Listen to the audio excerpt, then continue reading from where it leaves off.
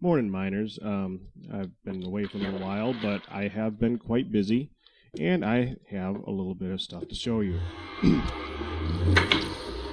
Because when I say I've been a little bit busy, I'm not kidding. I have definitely been busy. This would be the darkroom trap, or at least that would be the grinder to the darkroom trap. Now let's go up and let's take a look-see around. So I'm going to show you guys how to build this thing and the pluses and minuses of it. Or at least Tack's going to be doing that. I did say that I would do a Tack-heavy episode with this simply because it is so detailed and, well, it kind of fits well with it.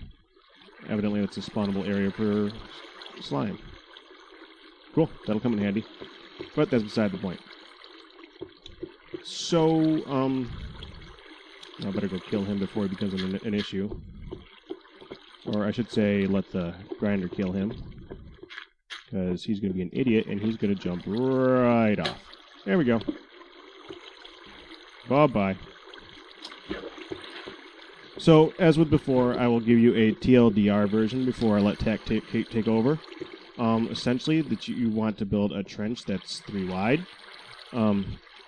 With trenches, with the levels just like these down there in the trench that are each 8 long. That way you can get, and then put the water at the backs of each one of them so it all flows in one direction.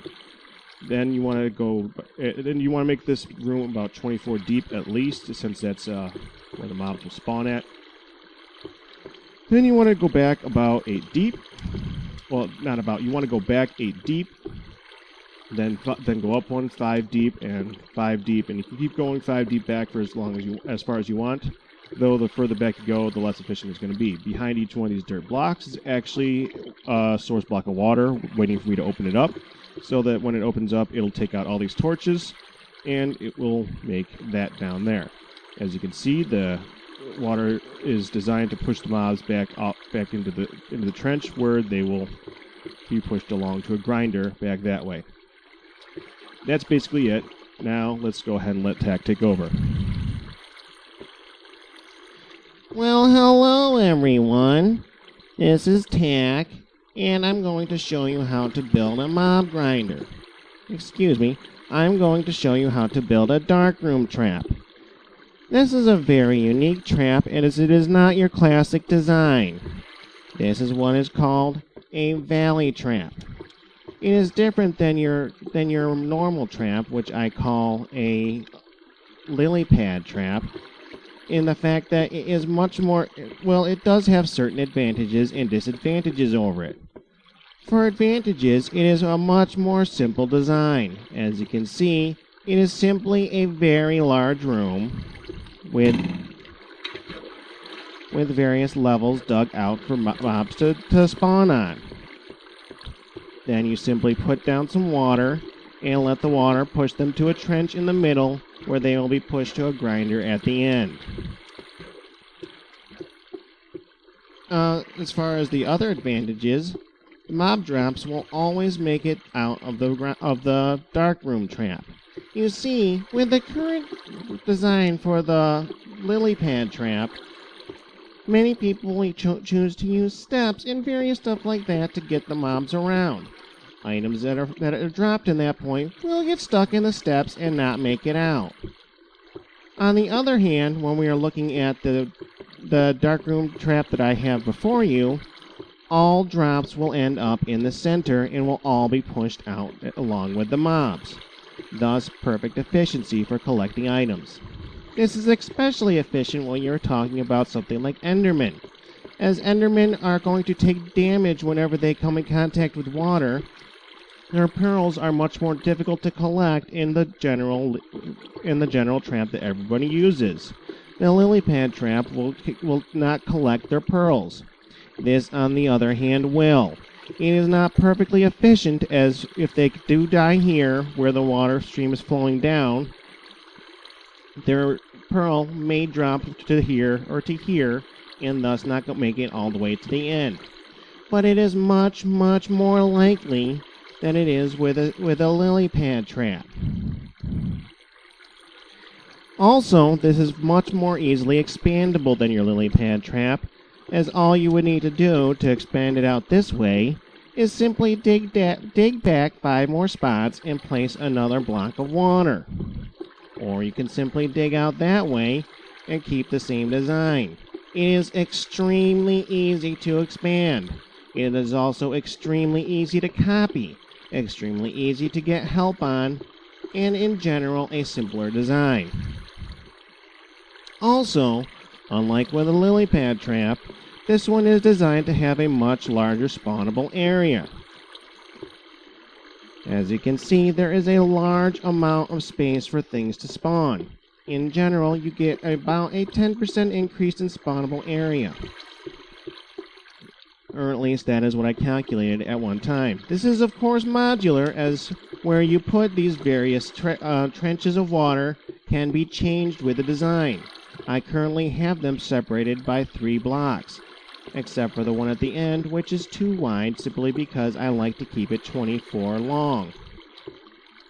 But outside of that, you can make them to be 2 wide, or 4 wide, or however many wide you so desire. As far as disadvantages, one of the problems with this trap is that expanding it out is not always beneficial. Ergo, wider is not always better. For the simple reason that if you go further out, the mobs are going to take longer to travel to the center.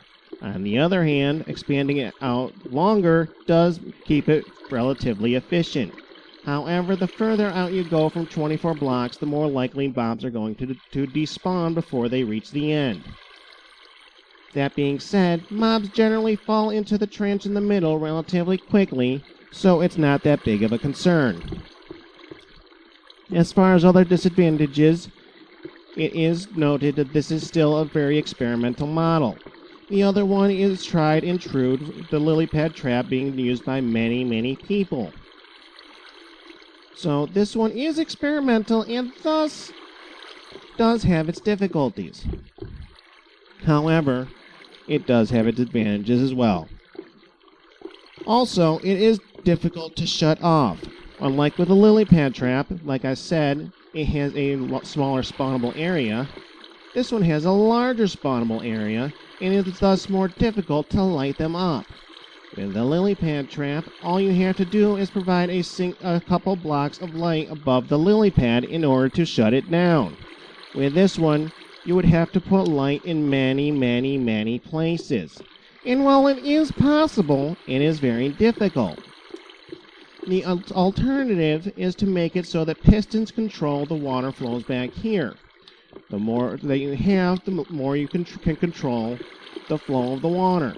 Because of course, mobs will not actually spawn on the water blocks themselves. So if you simply have flowing water show up over the entire trap, it will turn it off. I do plan on incorporating that design into this when I do finish building it. But that's not till much further down the line. Now as far as the construction. As you can see, the first thing that you want to do is build the trench. The trench is designed to be 3 wide. Now, why it's 3 wide is quite simple. First of all, a single wide gap would be ridiculous. That's not going to catch many spiders or anything else. On the other hand, a 2 wide trap is a gap that is possible to be jumped over, especially when you're talking about mobs that are dropping from certain heights. You don't want them to be able to fall and hit here and their items drop onto the ledge. So a 3 wide gap seems to work quite well for keeping the items in the trench, as well as the mobs themselves, of course. Let's see, now of course, as far back as you want to go is about 24, and as you can see, each one of these rows is 8 wide. That is of course because water will flow 7 blocks from the source, and the source block being 8, you want to have a length of 8 for each one of these levels here for the main trench. So you have 8, 8, and 8. That is, by the way, the other reason why this is 24 long, as 8 times 3 equals 24. So if you do happen to expand this out any further, you'll want to keep that in mind and keep it multiples of 8. It will be the most advantageous way possible. Now, once you have the main trench dug out, and you can see the torch placement that I have, it is not entirely important to have it perfectly set up like that, but it does make it much easier when you let the water flow to take out all the torches at the same time, as otherwise you're going to have to place water and remove torches. This makes the actual removal much easier. Well, I digress. The actual width of the trap is not important, as long as the very first level is at least 8 long, and then every successive level is 5 long. Or I should say 8 deep and 5 deep. This is because water will flow from any source block to up to 5 blocks away and drop straight down. That is why, even though all of these levels have nothing containing the water to the line, they will still flow in a straight line, because they will always flow in a straight line to 5 blocks away. Now on the final level, you do want to place a few pressure plates. I prefer stone plates, as you will be getting a lot of stone building this, obviously. And as you're building it, it's a good idea to have a few things available to make it easier to build. As you can see, I do put a few pieces of stone. Well, I guess I didn't have them right now. I actually just used them to make pressure plates. But you usually want to put some stone in here and let it cook while you are working. That way it'll be ready to be turned into pressure plates as soon as you need it. Now, as you can see, they each go out 3 long. That is because once it reaches the end of the 3 long channel, it is now going to be 5 blocks until the next level, thus meaning it will continue to flow in a straight line. Now, of course, pressure plates do not reduce spawn rates, so they are the perfect thing to place in order to keep the spawn rate high. Finally, you simply want to place water at the end of each one of the channels. Keep in mind that you determine that placement by where you put the pressure plates. And it is just that simple. Once you open this up, the water will flow perfectly every time if you have built it properly. And don't forget, as I said, the width is modular for the water. And it does actually increase or decrease the spawn rate of certain mobs. For instance, if you make it so every single one of these is only separated by a width of 2, you will get no spider mobs whatsoever, as there is no room for them to spawn. As far as additional things you can do to increase the efficiency of this trap, you can add 1. Signs. Signs make it so that mobs think that there is a block there, and they are much more likely to simply jump off. They are just that dumb. They think this is a block. Another thing you can do is, if you can see way down there, I do have a line of slow sand right below the first level. This will reduce the rate of spiders being able to climb back out of the trap, as they do not like climbing on slow sand. It drives them crazy. Now, just to be sure that it makes it easier on you guys, I'm going to show you something on the next level. Even though adding another level is just as easy as the previous one, the one thing to note is you do want to fill in the trench with dirt before you increase the height of it. Now, the reason for this is very simple. You may run into gravel, and gravel will drop all the way to the bottom of the trench. Now, I shouldn't have to describe the pain of having to go back into a dark room to fix errors, as you will probably die. So, this will prevent any gravel from making it all the way to the bottom as you are expanding it vertically. Now, as far as the grinder that you need to use, you can pretty much use any grinder that you want for killing the mobs at the end. What I am currently using is a simple a simple model for drowning them. It is difficult to see as I have pretty much closed everything off, but this is a vertical line of water. As soon as they hit this, they will flow upwards and drown. Their items will then drop down into this channel where they will collect right here. You can also make it so that mobs will flow out of there into a line to come down to an experience trap right here. I can use arrows to simply kill anything that flows into that point, but that's another lesson for another time. And finally, the most important thing about any darkroom trap is lighting up other tunnels. You see, as I was standing there, not much was coming out. Because I am simply building the darkroom trap right now, I have not lit up any of the tunnels around me.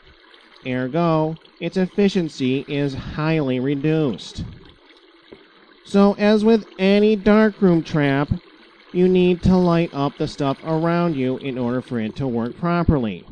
It is suggested that from wherever you are going to stand, you need to go at least 36 blocks around you in all directions. That's just a start. After that, anything within 144 blocks in all directions will greatly benefit your darkroom trap's growth and production rate. Well, that seems to be about it for this darkroom trap. I hope you enjoyed this lesson, and I hope to see some of these in the future. Everybody have a good day. Well, that was Tack, and that's the darkroom trap. If anybody has any questions about the Valley darkroom trap, I'd be happy to answer them. Just let me know in messages in this video, or sending me a PM or something along those lines. I suppose right now, since everybody's watching, I can go ahead and open this one up, and you can see what it looks like, as it is kind of fun. And yes, I know you guys were all watching this. I did miss a torch. I just didn't care. I'm just glad I didn't starve during that video. That would have been horrible. So here we go. The releasing of the water. You're kidding me. Oh, that's right. Hold on. That's something for later. There we go.